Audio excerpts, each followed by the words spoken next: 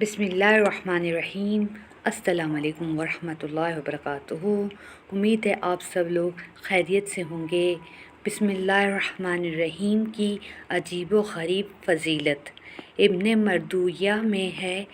رسول اللہ صلی اللہ علیہ وسلم نے فرمایا کہ مجھ پر ایک ایسی آیت اتری ہے کہ کسی نبی پر سوائے حضرت سلیمان علیہ السلام کے ایسی آیت نہیں اتری۔ وہ آیت بسم اللہ الرحمن الرحیم ہے۔ حضرت جابر رضی اللہ تعالیٰ عنہ فرماتے ہیں کہ جب یہ آیت اتری، بادل مشرق کی طرف چھٹ گئے، ہوائیں ساکن ہو گئیں، سمندر ٹھہر گیا، جانوروں نے کان لگائے، شیاطین پر آسمان سے شعلے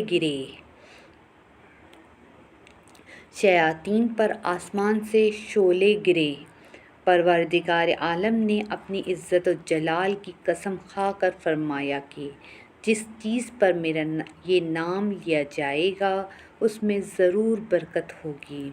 حضرت ابن مسعود رضی اللہ تعالیٰ عنہ فرماتے ہیں کہ جہنم کے 19 دروغوں سے جو بچنا چاہے وہ بسم اللہ الرحمن الرحیم پڑھے۔ اس کے بھی 19 حروف ہیں، ہر حروف ہر فرشتے سے بچاؤ بن جائے گا۔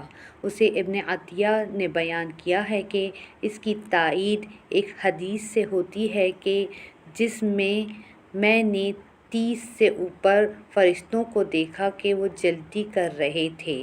یہ حضور صلی اللہ علیہ وسلم نے اس وقت فرمایا تھا جب ایک شخص نے ربنا ولک الحمد حمدن کثیرن طیبن مبارکن فیہ پڑھا تھا۔ اس میں بھی 30 سے اوپر حروف ہیں، اتنے ہی فرشتے اترے۔ اسی طرح بسم اللہ الرحمن الرحیم میں بھی 19 حروف ہیں اور وہاں فرشتوں کی تعداد بھی 19 ہے۔ مسند احمد میں ہے، حضرت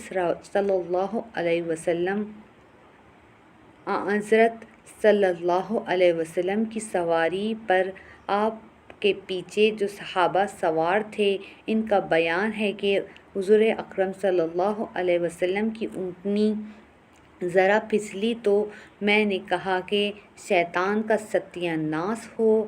آپ نے فرمایا یہ نہ کہو، اس سے شیطان پھولتا ہے اور خیال کرتا ہے کہ گویا اس نے اپنی قوت سے گرایا۔